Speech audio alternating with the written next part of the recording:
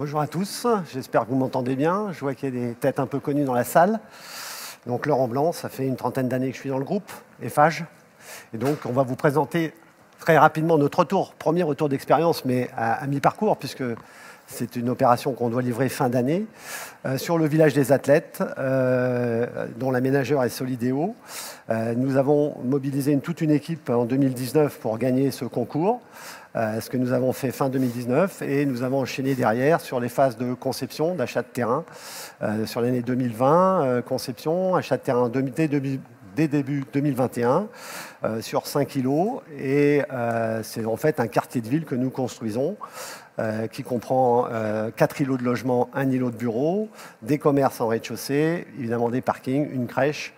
Et tout ça, nous l'avons construit avec des équipes de Nexity et de CDC Habitat, qui ont été des copromoteurs avertis et pertinents. Nous l'avons construit avec les équipes d'Eiffage Construction, dès la phase de conception, puisque c'était évidemment une condition de notre réussite, c'est d'avoir le constructeur à nos côtés, et puis d'avoir aussi des investisseurs qui étaient Groupama et CDC Habitat, et qui ont participé à la fois à la phase de conception et qui sont encore présents évidemment dans la phase d'exécution à nos côtés pour investir sur ces produits. Opération donc de 5 permis de construire, double état. Ça veut dire que nous avons pensé réversibilité du village en imaginant la finalité, c'est-à-dire en fait l'usage pour les habitants du quartier. Et à partir de ces plans-là, nous sommes revenus sur une partie JOP, Jeux Olympiques, avec double usage. Donc nous avons déposé des permis double état, une partie sur la partie JOP, une partie sur la partie héritage, qui est la finalité, en anticipant toutes les problématiques qu'on pouvait avoir sur la partie héritage pour que la partie JOP soit finalement une conséquence de la partie héritage.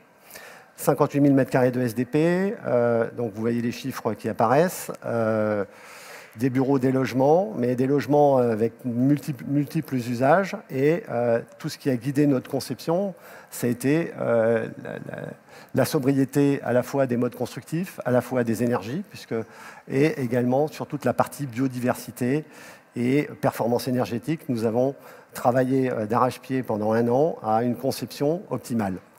Et c'est cette conception qui a permis d'avoir une réversibilité, on va dire qu'on espère en 2025, puisque le village, c'est 3 temporalités. La première temporalité nous amènera à fin d'année en termes de travaux, puis une livraison mise à disposition au 1er mars 2024. Vous allez avoir ensuite la partie jeu, et puis derrière,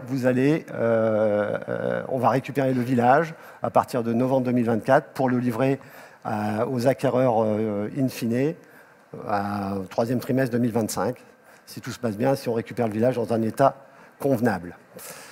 Évidemment, ce qui a guidé également la conception, c'est le bas carbone et la réduction de l'empreinte bas carbone. Et donc, à partir de là, nous avons aussi réfléchi à toute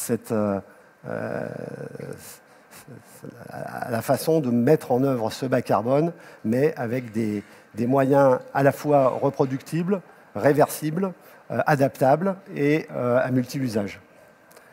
Je vais passer la parole à Antonio Vieira, qui est le patron côté construction. Oui, plus modestement, donc je suis le directeur d'Eiffage Construction Village des Athlètes et non pas d'Eiffage Construction. Parmi l'ensemble des engagements qui sont les nôtres, catégorie, sous-catégorie, j'ai pris le parti, pour ce qui nous concerne aujourd'hui, de vous le présenter sous la forme des 3 grandes familles qu'on a là sur le visuel. Première grande famille que j'ai positionnée dans la catégorie règlement d'organisation des chantiers. D'abord, la démarche chantier propre qu'on pourrait calquer sur la norme 14001, l'ensemble de ce qui est prévu, défini, avec des seuils souvent beaucoup plus élevés, mais c'est à peu près le grand principe. Un petit zoom sur le transport fluvial, qui est quand même assez inhabituel, parce qu'on a réussi à faire des flux entrants, des flux sortants, les flux sortants essentiellement avec les terres de terrassement et les flux entrants avec les agrégats des matériaux qui entrent dans la composition du béton avec une centrale sur site avec l'opérateur Vicat français qu'on a retenu pour cette opération. Deuxième grande famille, le cahier des prescriptions excellence environnementale, qu'on catégorise, qu'on appelle chez nous le CP2E. À l'intérieur, plusieurs choses. La biodiversité avec la gestion des eaux, récupération et l'eau va resservir également dans d'autres contextes pour les espaces verts en particulier. Les îlots de fraîcheur avec des traitements sur lesquels reviendra un petit peu tout à l'heure Laurent, des végétaux, des revêtements minéraux et puis surtout un monitoring sur plusieurs années après la livraison qui va nous permettre effectivement de mesurer comment est-ce que quand on a prévu cet îlot de fraîcheur, bien, on le retrouve ou pas dans la performance qu'on avait imaginée. Conception bioclimatique, le confort d'été. C'est une des composantes importantes puisqu'on va mesurer avec un climat actuel et un climat horizon 2050 le confort ou l'inconfort d'été dans un nombre de pièces, en fait, limité à un nombre de pièces minimum avec deux indices qu'on va mesurer qui sont les indices TOP et PMV. Performance énergétique, donc les besoins en bioclimatique, c'est-à-dire par rapport aux déperditions, quels vont être les apports nécessaires, en particulier un système énergétique avec un mix de réseau de chaleur, 68% d'énergie renouvelable, puisque c'est un réseau de ville avec un apport de chaud pour la partie hiver et un apport de froid potentiellement pour la partie été qui permet un abaissement de la température de l'ordre de 5 degrés dans l'ensemble des pièces. Les terminaux étant un plancher chauffant l'été et réversible, pardon, chauffant l'hiver et réversible, rafraîchissant pour l'été. Un autre point également que sont les énergies renouvelables et 19% de la consommation énergétique qui est faite au travers l'apport de l'énergie des panneaux photovoltaïques qui permettent une autoconsommation et un stockage également. Ça, c'est une des filiales d'EDF qui est EDF ENR, Énergie Renouvelable, qui est notre partenaire également sur cette opération.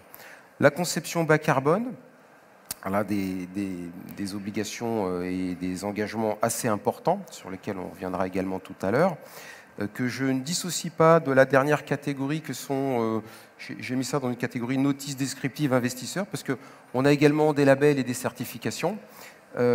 L'ensemble crée un écosystème avec un équilibre très subtil de l'ensemble de ces obligations avec des cibles et des sous-cibles. Et à chaque fois qu'on va venir toucher une cible avec une performance peut-être un peu plus élevée, ça a un risque de dégrader une autre cible. Et ça, c'est un équilibre très subtil qu'on essaie de trouver. On vous présentera également tout à l'heure les certifications et labels dans leurs composantes. Donc le village des athlètes est un peu quand même un préfigurateur de ce que est aujourd'hui ce qu'on connaît en RE 2020 et en taxonomie. Il faut resituer dans le contexte du concours. Nous sommes en 2018, c'est-à-dire il y a quand même 5 ans. Et quand on regarde et qu'on observe avec aujourd'hui la connaissance que nous pouvons avoir sur la RE 2020, qui, elle, dans ces 3 composantes de la conception bas carbone, c'est ce que j'évoquais précédemment, performance énergétique également, et la conception bioclimatique avec le confort d'été. Taxonomie européenne. Alors, dans la taxonomie européenne, dans ces 6 grandes familles, atténuation au changement climatique, c'est notre bilan carbone, où sur une opération telle qu'elles existaient précédemment, sans aucun effort particulier, on était plutôt sur l'unité EGS, kilo de carbone, mètre carré SDP, autour de 1400. Je crois que je ne froisserai personne dans la salle.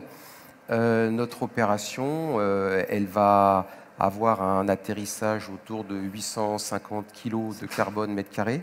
Je rappelle qu'on n'est pas en dynamique, hein, on est sur le mode de calcul précédent, avec une cible particulière dans nos obligations qui est 700 kg et sur laquelle reviendra Laurent tout à l'heure, mais qui est hors infrastructure. Autre cible de la taxonomie, l'adaptation au changement climatique, climat 2050, je l'évoquais tout à l'heure, hein, c'est nos indices TOP PMV, avec un calcul base climat aujourd'hui et un horizon 2050, le nombre de pièces qui sont concernées par un nombre d'heures d'inconfort. Protection des ressources aquatiques et marines, gestion de l'eau, récupération des eaux pluviales, réutilisation. Économie circulaire, réemploi, matériaux recyclés, on y reviendra tout à l'heure. Prévention et contrôle de la pollution, des pollutions des sols. On est sur une ancienne friche industrielle et donc elle fait l'objet des pollutions des sols.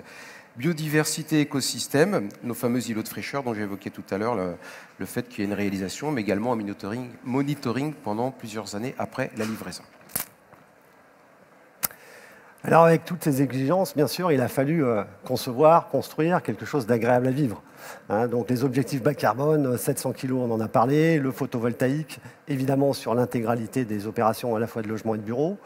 Mais pour avoir effectivement aussi des ambiances qui soient agréables, des bâtiments qui soient réversibles, qui aient une architecture qui soit semblable mais en même temps différenciée. Nous avons travaillé avec les architectes aux enveloppes, nous avons travaillé évidemment toute l'ergonomie intérieure des logements et c'est ce qu'on va vous présenter maintenant dans la suite. Donc en ce qui concerne, non, c'est la slide d'après, voilà, les modes constructifs sur une réversibilité, une frugalité. Je vais laisser Antonio encore, puisque c'est la partie constructeur.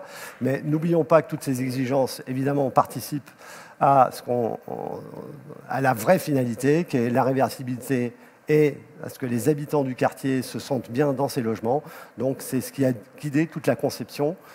Et la construction a été à la fois un appui, mais également à proposer des solutions pour permettre d'avoir des bâtiments qui sont à la fois différenciés, mais en même temps avec un air de famille, ce qui était le vrai leitmotiv qu'on a eu avec les architectes et avec les équipes de conception, de faire des bâtiments différents, en même temps qui préfigurent un peu les logements du futur, mais tout en étant sobres en consommation, évidemment, et en exécution. Donc la meilleure réversibilité, c'est celle qu'on ne fait pas ou qu'on limite.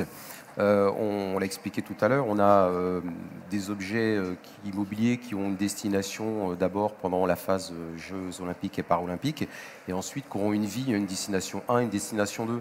Évidemment, l'idéal, c'est de faire superposer la conception, l'architecture sur le même fond. Et c'est ça qu'on essaie de faire et d'en limiter les écarts. Donc pour ça, on a une conception qui a été faite avec deux typologies de construction, des R+10 tout béton bas carbone et des R+5 ossature mixte bois-béton, avec toujours le concept construction poteau-poutre pour permettre des cloisonnements, décloisonnements plus faciles entre cette fameuse phase de la destination 1 et de la destination 2. Donc nos façades sont également en bois porteur avec des murs à ossature bois. C'est vrai sur les R+5 et une particularité également puisque sur l'ensemble de nos bâtiments qui sont 18 bâtiments de logement, c'est-à-dire 12 bois et 6 béton, on a également un bâtiment de bureau qui lui est également sur la même typologie d'ossature mixte, poteau, poutre, bois, également dalle béton mince comme dans les logements, et une façade ossature bois qui, elle, est non porteuse. Alors, effectivement, avec des façades isolants biosourcées pour répondre à des labels, à des certifications, mais également pour avoir du confort et intérieur. Donc, ce qui a été aussi le leitmotiv, c'est de trouver des systèmes de production, des systèmes statiques surtout, qui permettaient aussi d'améliorer les ambiances sans avoir des consommations en bas carbone importantes. Et donc le béton a été fabriqué in situ, tout ce qui est bois est de provenance française, à 80%, puisqu'il y a quelques assemblages bois dans les meubles qui sont plutôt autrichiens. Mais nous sommes attachés à rester évidemment dans du local, dans du biosourcé, et ce qui a permis de répondre à un important cahier des charges, mais avec une réponse un peu différenciée, ce qui nous a permis aussi de gagner le concours. Les labels et certifications, c'est du classique, hein, mais c'est quand même poussé un peu. On est au 3C2 sur des bâtiments de logement. Nous avons évidemment les certifications. Une petite particularité, c'est le label Biodiversity, qui permet évidemment de mettre en exergue toute la partie gestion d'eau, paysager et avec des essences non allergènes et des créations d'îlots de fraîcheur. Et sur les bureaux, on est resté sur un mode de production qui est chaud-froid classique par des plafonds rayonnants, étant entendu que sur les logements, nous sommes sur un mode de plancher réversible au sol. Ce plancher réversible a été une gageure aussi, parce que nous avons un mode constructif poteau-poutre bois, plancher béton et façade bois, donc ce qui est quand même une gageure d'arriver à combiner l'ensemble, et les ingénieurs comme les architectes ont réussi très bien ce challenge. Ensuite. Alors, je ne résiste pas, puisque Laurent m'a presque tendu la perche quand on parlait de béton et de béton bas carbone. Je fais juste une petite parenthèse parce qu'on est toujours fiers quand on a un opérateur français qui intervient. Et là, notre partenaire Vicat, avec qui on avait beaucoup travaillé en amont, nous a permis, au travers de sa centrale à béton sur place et les performances dans les formulations de béton qu'on a élaborées, arriver à un score carbone de notre béton qui est autour de 125 kg de carbone par mètre cube, ce qui est un score plutôt assez performant. Les labels et les certifications, je vous présente là sur cette slide. La position des labels et de leurs différents niveaux d'exigence par rapport à chacun des bâtiments, parce que ce qui est intéressant, c'est de voir que dans la partie référentielle NF Habitat, on a un référentiel avec de l'excellent et du très performant. Ensuite, on a un référentiel tertiaire sur la partie de bureau en excellente. En vert, le label Biodiversity qui, lui, est constant sur l'ensemble de nos îlots et bâtiments. En rouge, les exigences de Solideo qui sont elles-mêmes au même niveau pour l'ensemble de nos bâtiments. En bleu, le niveau énergie carbone qui peut être de E3C1, E3C2 et E2C2 pour la partie bureau. Et enfin, le BBCA pour l'ensemble des bureaux sur la partie référentielle toujours logement et sur l'autre référentiel côté bureau.